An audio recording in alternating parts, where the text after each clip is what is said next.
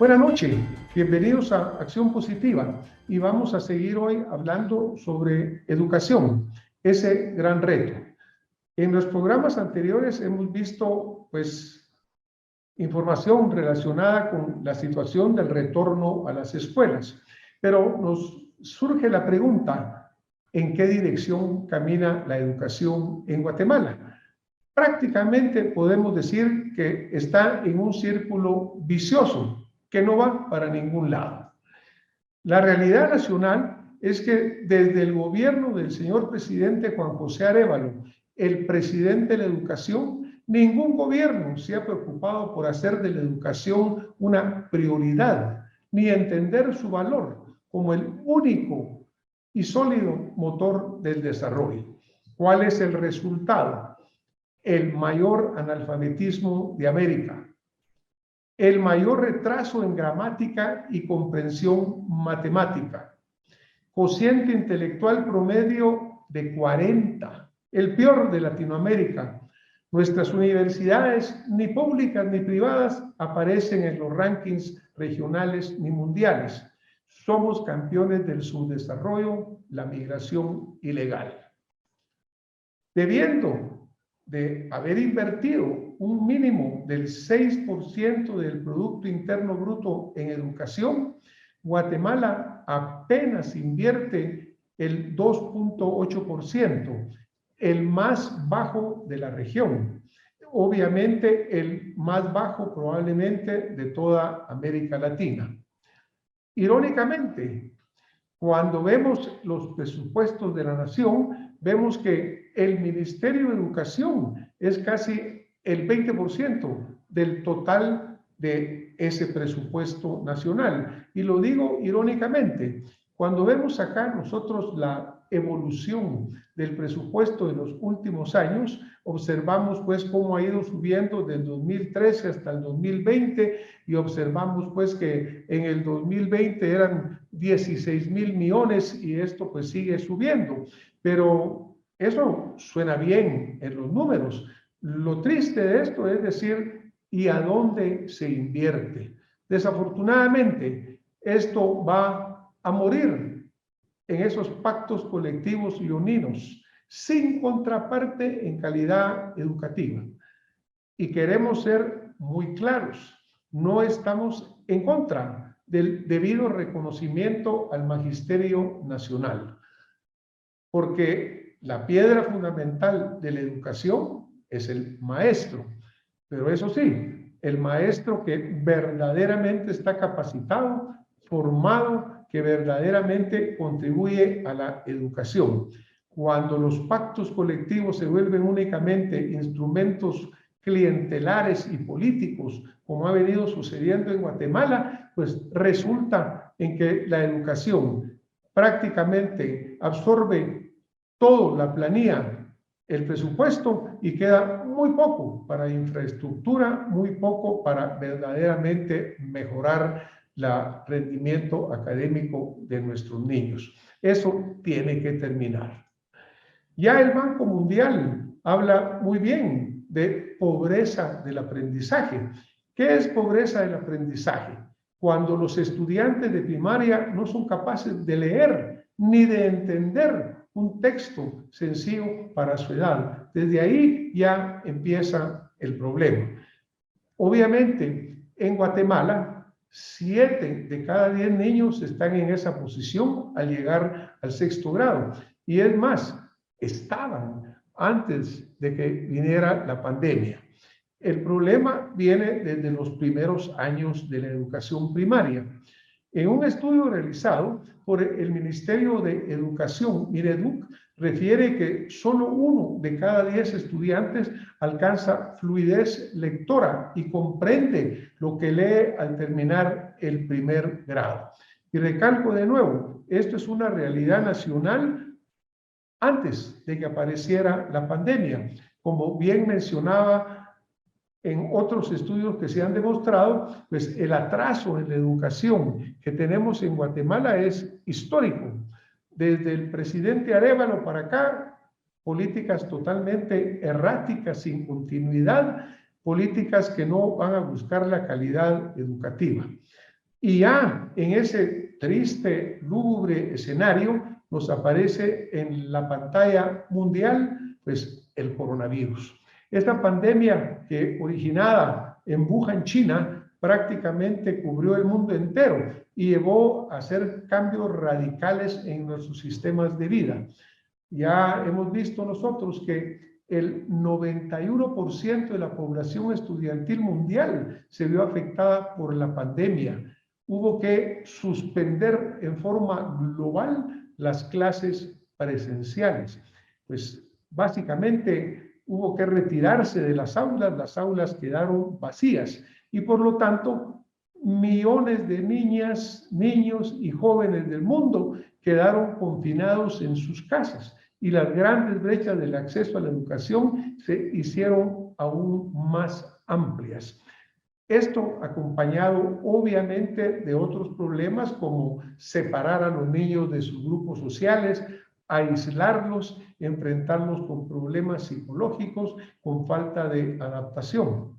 Enfrentar a las familias a situaciones inesperadas en las cuales los padres tampoco estaban preparados para recibir a sus niños en sus hogares, estar con ellos todo el día, porque también tenían que trabajar. Guatemala no estaba preparada para lo presencial. Es obvio que nuestras escuelas antes de la pandemia estaban en ruinas. Ahora, obviamente, aún menos para migrar de lo presencial a lo virtual. Al permanecer los centros educativos cerrados por un periodo de 13 meses, el promedio de años de estudio de los guatemaltecos, de acuerdo al Banco Mundial, pasaría de 6.3 a 4.8 años, lo que verdaderamente es un análisis que en una simulación destaca un impacto enorme sobre el atraso que nos da el desarrollo educativo de los niños guatemaltecos. Obviamente, cuando después de 27 meses sin clases presenciales, los niños comienzan a llegar a las escuelas, pues vamos a encontrar un escenario complicado. Y la primera pregunta que nos surge a nosotros es decir, a ver, pasaron 27 meses, las escuelas ya estaban en ruinas, ya estaban muy malas. ¿Se hizo algo en esos 27 meses para verdaderamente lograr que las escuelas fueran remozadas, fueran actualizadas, o simplemente se siguió el proceso de decadencia sin hacer absolutamente nada para cambiarlo? Desafortunadamente, los datos que hemos encontrado en los medios, los datos que reportan las diferentes entidades, nos dicen de que las escuelas fueron dejadas en abandono. Las que ya estaban destruidas prácticamente se siguieron destruyendo. Tuvimos acá una entrevista con el licenciado José Vicente Moreno, quien fue viceministro de Educación. Y yo les quiero compartir una cápsula rápida de lo que él nos dijo al respecto de esta realidad en nuestro programa anterior. Escuchemos lo que dice el licenciado Moreno. Analizando la coyuntura actual, en donde el regresar a clases necesita garantizar ciertas condiciones, como por ejemplo un buen lavado de manos para evitar que haya más contagios o para evitar que la enfermedad se propague. En este momento, y quisiera de veras poder equivocarme, no creo que estemos en unas condiciones óptimas para el retorno a la escuela. Es muy claro el licenciado Moreno cuando enfáticamente nos señala que definitivamente no existen las condiciones necesarias para que nuestros estudiantes retornen a las clases presenciales. Por otro lado, también entrevistamos recientemente a la licenciada Diana Brown preguntándole que si es posible o no recuperar el rezago que el hecho de haber estado 27 meses fuera de las aulas y retornar a unas aulas desastrosas que si es posible para nuestros estudiantes recuperar ese tiempo perdido. Entonces, escuchemos lo que nos señala la licenciada Diana Brown. ¿Cree usted que es posible recuperar el rezago que estas etapas de educación alejada de las aulas ha dejado en nuestros estudiantes, no solo a nivel privado, sino que a nivel nacional? Muchas gracias por esa pregunta, una pregunta profunda que abarca muchos aspectos. Es compleja la pregunta y igualmente compleja la respuesta, pero vamos a llegar al grano del asunto. Realmente la persona humana es flexible, comprensible, entiende, cuando quiere aprende, cuando ya su ambiente socioemocional es positivo, puede aprender. Ahora bien, importante saber hasta dónde se llegó el aprendizaje durante estos meses de rezago, de esos meses de encierro, esos meses de cambio de metodologías.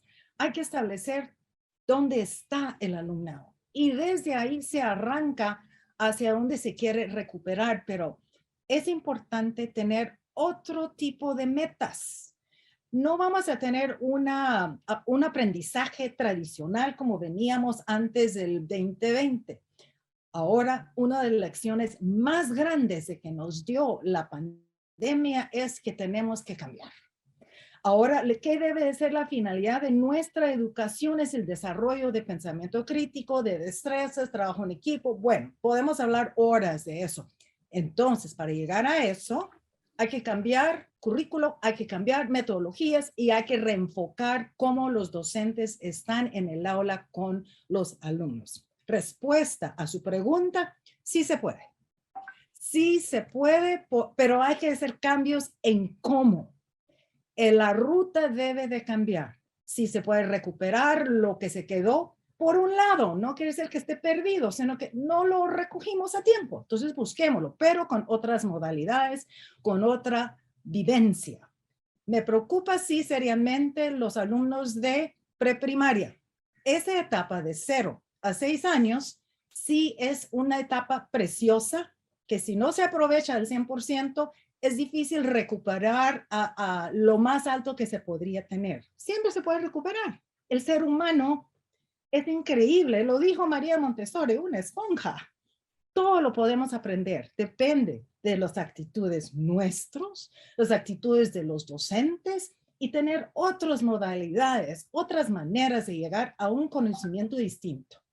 No un aprendizaje memorístico, un aprendizaje de vida, porque eso es lo que nos exige ahora la vida aquí en adelante, la vida global, la vida redonda. Ya no solo somos en nuestro ambiente pequeño, aprendimos a vivir en el mundo. Y esta es una riqueza maravillosa.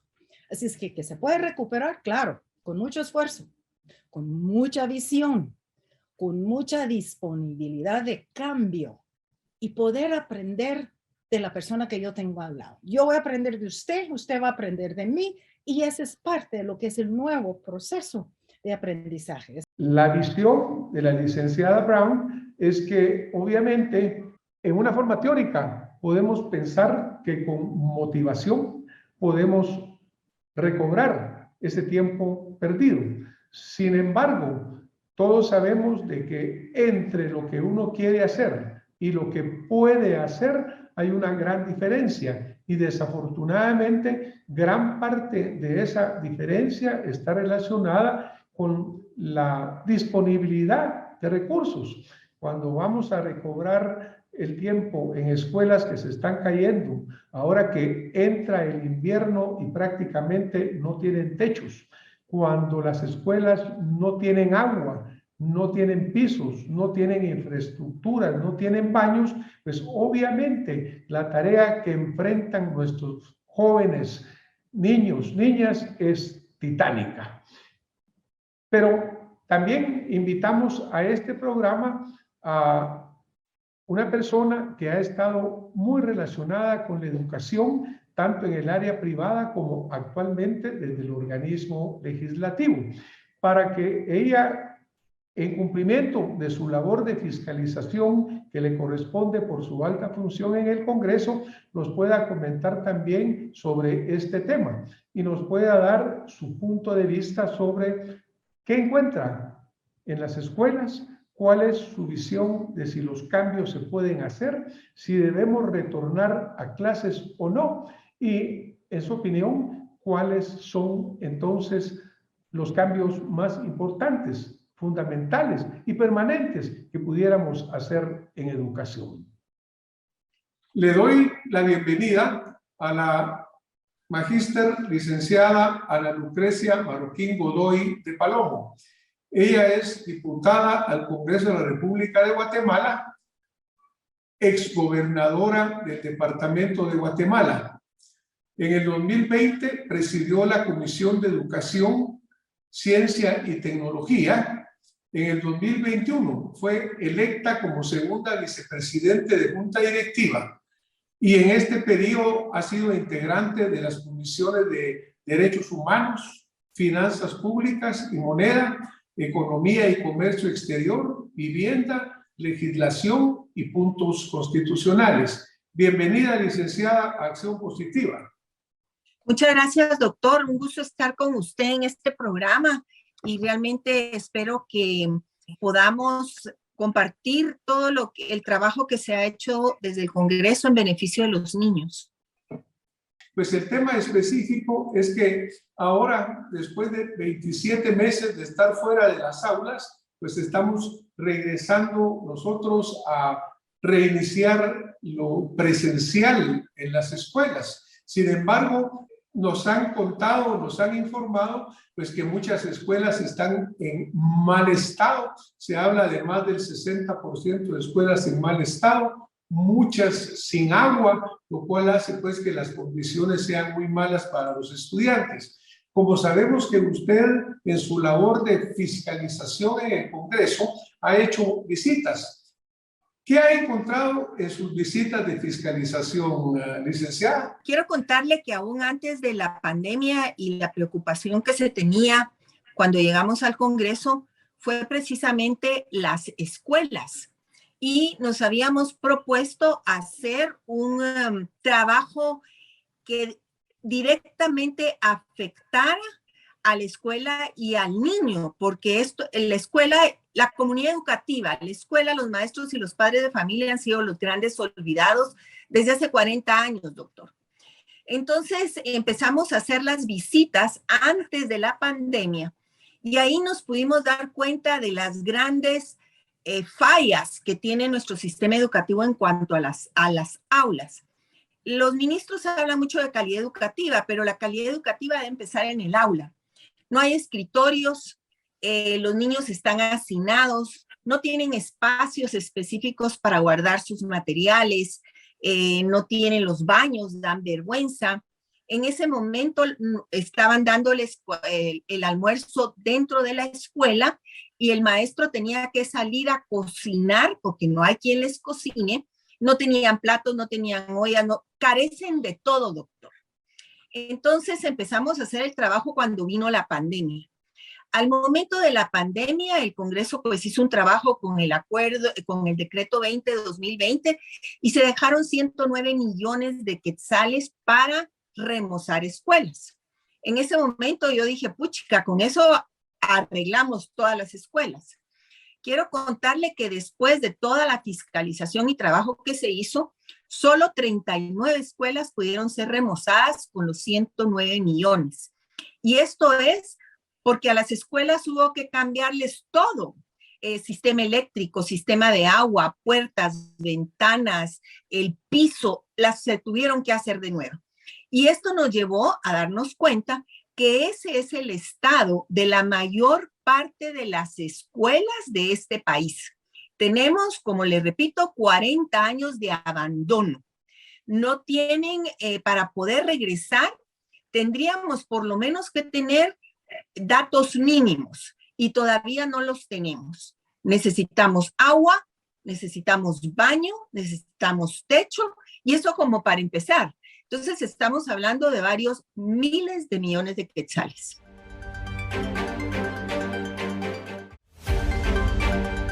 en esas condiciones que usted ha encontrado, ¿es conveniente que los niños regresen a las aulas teniendo pues tan pocas condiciones? Mire, yo lo que pienso es que deben regresar ya todos a las aulas. ¿Y esto por qué? Porque la pandemia, doctor, ya realmente es pasado. A todos nos va a dar en algún momento COVID, pero está dando como una gripe muy leve. Pero el daño que se está haciendo a la educación y al sistema, ahorita se calcula en 10 años de atraso.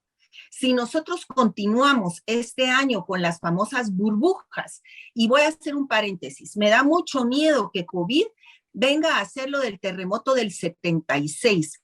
Si usted se acuerda, doctor, antes del terremoto teníamos jornadas dobles en todas las instituciones educativas. A partir del terremoto se hizo la jornada matutina y vespertina porque se dijo que se iban a acondicionar las escuelas dañadas para poder regresar. Nunca se regresó. Y actualmente se está trabajando en base a burbujas. 2 días a la semana están yendo los niños, unos lunes y miércoles y otros martes y jueves. Mi temor, doctor, es que esto se vaya a convertir en la forma de trabajar de las escuelas. Guatemala ya de por sí tiene un horario y una agenda muy pobre para lo que los niños necesitan en educación. Hoy el retraso, repito, es de 10 años. Y si nosotros no regresamos ya a las aulas en un horario normal, no lo vamos a hacer nunca, porque el ministerio no tiene ni la capacidad ni la intención de arreglar las escuelas. A los establecimientos privados se les piden unos protocolos de bioseguridad, que por eso muchos colegios no han podido regresar, porque son acciones que no pueden cumplirse. Si trasladamos esos protocolos a las escuelas privadas, a las escuelas públicas, ninguna escuela va a cumplir. Por tanto, si estamos listos, yo le diría que hace 40 años no estamos listos. Pero en este momento es urgente que los niños regresen a las aulas. Es urgente que el proceso educativo dé inicio y que realmente se prepare a nuestros niños. Hoy va a entrar un niño a 3er grado primaria sin saber leer y escribir. Va a entrar un joven a cuarto bachillerato o cuarto diversificado sin haber pasado los básicos. Estamos dejando unas lagunas enormes en el conocimiento. Así que si su pregunta es, ¿deben de regresar? Yo creo que sí, doctor. Yo creo que aunque no tengamos las condiciones, porque nunca las han tenido, es necesario que se plantee la necesidad de regresar a los niños a las aulas. Muchísimas gracias, licenciada. Obviamente, como usted habla, nosotros decíamos al principio del programa, nuestro rezago es histórico. Hemos venido sin una política educativa por mucho tiempo. Pero para finalizar nuestra entrevista, en su opinión, ¿cuáles serían las medidas determinantes para radicalmente cambiar la política educativa de Guatemala y realmente darle una oportunidad a nuestros niños? Porque todo esto que se hace, que son parches, usted menciona 10 años de atraso ahora con la pandemia, por lo menos, más lo que ya veníamos atrasados. ¿Cuáles serían las medidas verdaderamente determinantes para cambiar, licenciado? Mire, en primer lugar, doctor, yo creo que se debe de tener claro que es un país educado puede desarrollarse. Mientras la educación en nuestro país siga como está, nosotros vamos a seguir siendo el último país de Latinoamérica. Por otro lado, yo sí creo que las medidas son políticas. Quien esté al frente del Ejecutivo debe tener la educación como prioridad. Y le voy a explicar por qué. Con toda esta fiscalización que se hizo de las remozamiento de escuelas, en una de las reuniones que tuvimos con el viceministro de Construcción, de edificios escolares, todos los años, desde hace más de 20 años, quedan de 50 a 60 millones de quetzales en el presupuesto general de la nación para remozar escuelas. Ese dinero en diciembre se va al fondo común porque no lo utilizan. Entonces, si no hay una política real del Estado de mejorar las escuelas, no vamos a salir nunca adelante. Las medidas, todas ellas tienen que ser enfocadas a la escuela y al niño. La ley de educación es muy clara y dice que el centro del sistema educativo es el niño, pero a quien menos le llegan todas las ventajas o todo lo que debe de llegar del Ministerio de Educación es al niño. Se deben revisar los pactos colectivos en cuanto a prebendas que dentro del pacto colectivo van, como por ejemplo el programa PADEP, que es un programa que se hizo desde hace 12 años con la Universidad de San Carlos para poder actualizar docentes en servicio y que hasta la fecha no ha sido evaluado. Otro es la educación inicial, que también es un negocio con la Universidad de San Carlos. Cuando se quitó las normales, se pasaron el bachillerato por educación y todos los jóvenes a las universidades. Y todo ese dinero, que son más de 1.000 millones de quetzales que se le ha entregado a la Universidad de San Carlos, no han beneficiado en nada a la educación del país. Yo creo que hay que hacer una revisión profunda del gasto que se tiene en el ministerio e invertir todo ese dinero directamente a las escuelas. Que el beneficiado de todo esto sea el niño y la educación del país. Porque si seguimos con los pactos colectivos leoninos, en este último se protege el seguro escolar. Son 360 millones al año, doctor, que podrían estar siendo invertidos en agua potable, que eso quiere decir seguridad y bioseguridad en las escuelas. Mucho que hacer, sí, pero primero, doctor, se tiene que tener claro y un deseo político de que las escuelas sean prioridad para Guatemala. Agradecemos a la señora diputada, la licenciada de Palomo. ¿Cuáles son nuestras conclusiones? Educación y salud deben ser las máximas prioridades del país. La inversión efectiva en educación dedicada a infraestructura física y de materiales educativos debe incrementarse hasta alcanzar los niveles necesarios para un gran cambio educativo real. Los fondos no deben ir dedicados a insaciables pactos colectivos clientelares sin resultados medibles en mejoramiento de la calidad educativa. No estamos en contra del debido reconocimiento a los maestros de Guatemala. Estamos en contra del derroche, del abuso y del no reflejarse esta enorme inversión que absorbe prácticamente el presupuesto del ministerio y que se va únicamente en salarios sin resultados positivos para nuestros niños. Es fundamental mejorar el acceso a la conectividad para todos los hogares, porque lo digital va a estar, es el futuro. Los estudiantes tienen que tener acceso a dispositivos, a computadoras, para que realmente puedan usar esa conectividad. Hay que desarrollar e implementar un plan de banda ancha que permita mejorar la oferta de servicios de Internet en cantidad y calidad para todos los guatemaltecos. Modernizar y ampliar la capacidad de la oferta de servicios de telecomunicaciones y de Internet de manera específica. La era digital está acá, no se va a ir. Y finalmente, hay que erradicar la corrupción de la educación. Y con la educación vamos a erradicar la corrupción. Muchas gracias por haber estado esta noche con nosotros en Acción Positiva.